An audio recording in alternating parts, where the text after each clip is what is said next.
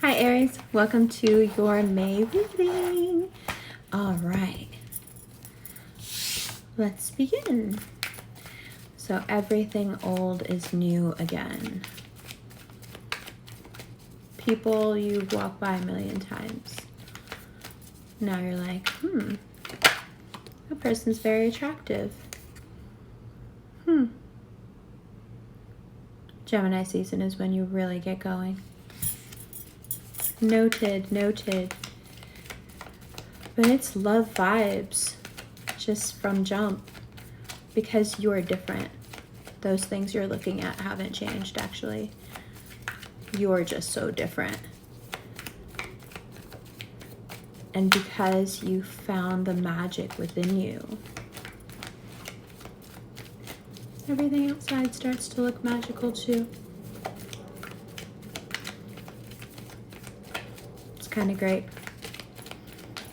Also, we have on the 3rd, Mercury moving into Gemini, on the 8th, Venus, on the 20th, the Sun.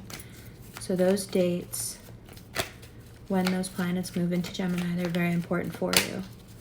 The cards are saying just watch out for those dates. That's when you get your biggest perspective shifting moments. Queen of Cups, Page of Swords, 10 of Cups, the High Priestess, the Chariot, the Magician, 10 of Wands, and the Knight of Swords. Okay. So, the Queen of Cups. Your ability to feel your feelings and be able to act on your feelings and not be afraid and not feel caged and not feel pressured is huge. And you are there. You are feeling not content, but so confident that you're not taking anything as a reflection of you. So you're very free emotionally to feel however you want to feel. I hope that makes sense.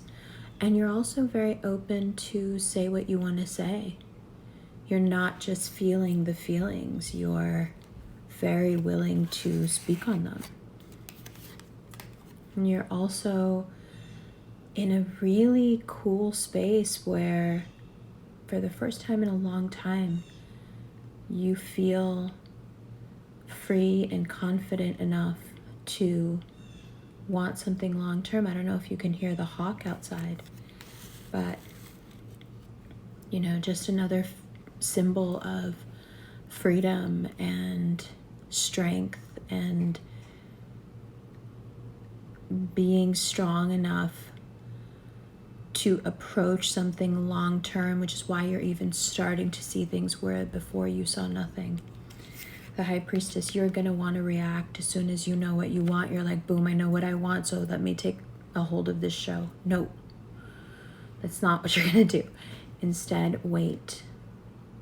Just because you know what you want doesn't mean that people don't need time to figure out what they want. Oftentimes, people will want exactly what you want, but when you push them and you antagonize them, then all of a sudden they go a different way.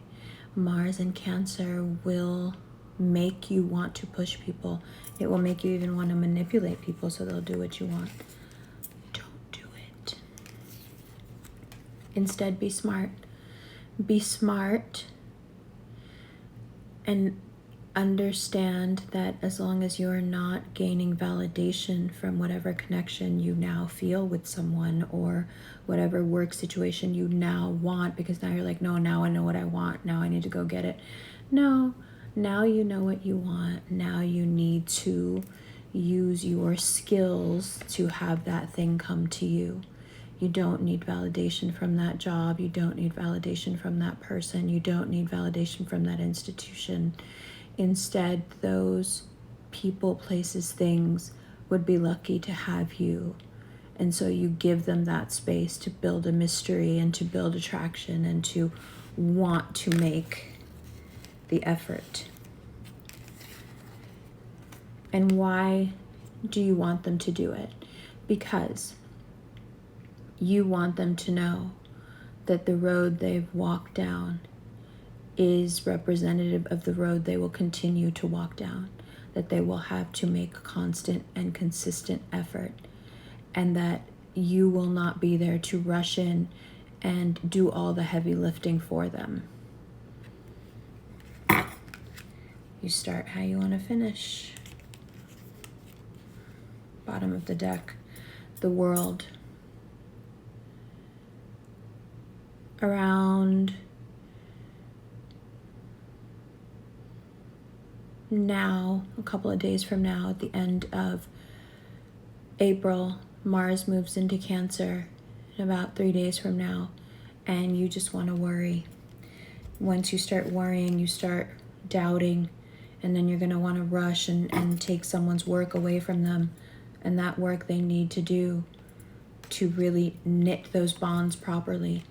Don't let Mars in Cancer rob you of your faith or your high self-esteem. Don't worry. Because Mars in Cancer worries because it doesn't know where to go. Mars wants direction, as you obviously know, and it gets into Cancer and it goes in circles and it starts to panic. Don't panic. The World is like, everything is fine. Keep your composure. Know that what is for you is not for anybody else. Relax. Allow it. Keep allowing it. Remember, just because you know what you want now doesn't mean that people don't need to take their time to get there. Okay? Good. And I love you. Hi, Aries. Welcome to the second part of your reading. So, as you may have guessed by now, this is always the more intuitive part. So let's look at it. The love is there if you're open to it, says the very highly lit Lovers and Queen of Cups card here. If your cup is there, love will fill it. There's a lot of communication involved in this love. There's a lot of being very honest about where you are in your life and what you're willing to give and what you want to give. The more honest you are, the more easily things will flow, and even if you don't think you would be able to get a resolution or that anyone would compromise with you on what you want, you may be surprised. The key now is to play some sort of emotional poker. You know what you want. But unlike most people's enthusiasm, when Aries are enthusiastic, it scares people. It makes them wonder if perhaps they're doing the right thing or not, because they're not quite as excited as you are. What they don't understand is that you're that excited because you're just excited about life. When they start to think, especially if they have low self-esteem, that you're that excited about them, they may, because of their own settings, decide that you think too much of them. Perhaps they won't be able to live up. Right?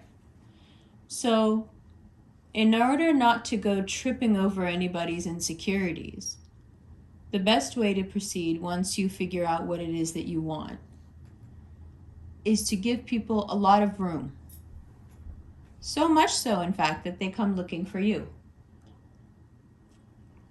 And I don't mean play hard to get. Interact with them as you want to.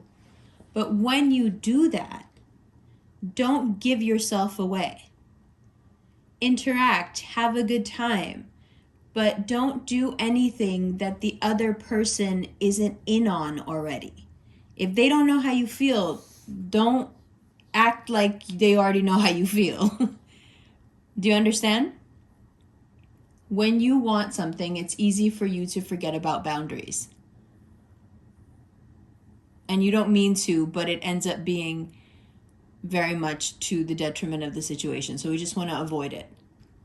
The High Priestess speaks exactly to this, especially because Mars is in Cancer. So you may think, okay, well, I'm not actually doing anything, but behind the scenes, you're emotionally manipulating situations, same thing. The less you do, the better it'll go. It'll give you a certain magnetism that often is wasted because you jump right from this is what I want to let me go get it. May is about patience.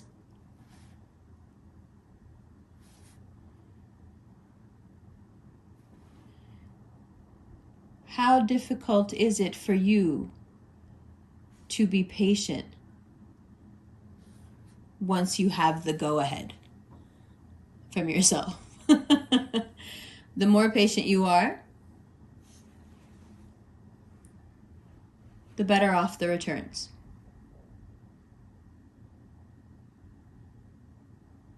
The thing about finding magic in the ordinary and the extraordinary where once you saw nothing is that it says so much about how you've evolved, how you've changed, how many more skills you've picked up, and how tuned in you are to your life path. The closer we come to being who we're supposed to be, the less judgmental we are. And the less judgmental we are, the more the world opens up and we start to see that there are, in fact, opportunities everywhere. And you are going through just that in May.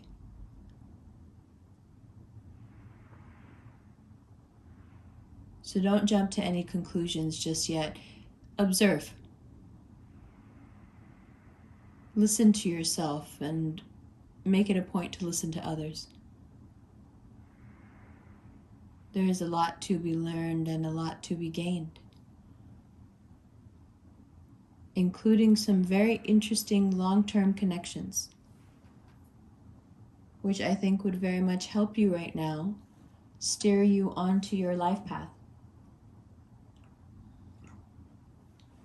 Because for a lot of you, what you've done career-wise is you followed the logical path to its logical end, which is kind of a dead end, even if you're successful. And a sort of stagnation has seeped into the situation. But not anything too dire that you want to do anything about it. But I think what you have to realize is that it eats at you inside. So many of you will feel like this is the month to go back to school or get some more certifications or perhaps apply for different types of work. That's up to you. It will put you on a different life path, a long and fruitful one. It will make you a stronger communicator, also a huge plus, and it will open up the world to you. So consider it. Because your nature is to go fast, fast, fast, right? But you need the appropriate tools to live at that speed. And education is definitely one of them. So consider it if you feel stuck right now. Okay. I love you. For the rest of the year, we're doing the videos in order. So your video's gonna be first. Until Aries season next year. Inshallah. So be happy. We're going to get right into the extended. It's on Patreon. The first part of this video was on Patreon on April 19th. So this second part goes up now. I'm about to do the extended. They'll all be on Patreon. And they're still on Vimeo. You can still find them there. And there's always the PayPal link. But we're going to jump into that right now. If you like these rings, these are the Revolution rings. This is the World ring. We finally have it. If you like the bracelet, I think we're almost sold out, but this is the Nazar bracelet. And all those links are below. If you are into daily astrology and taking a look at how the different transits affect your sun, moon, and rising, come on over and join the Rev Fam at the Quietest Revolution. It's a fun time. And if you're interested in the ZA walks, which we do every other day, where we walk together for about 2 hours, sometimes 3, you can head on over to @AmberCon. Ooh, love you, love you. I'll see you in the extended right now.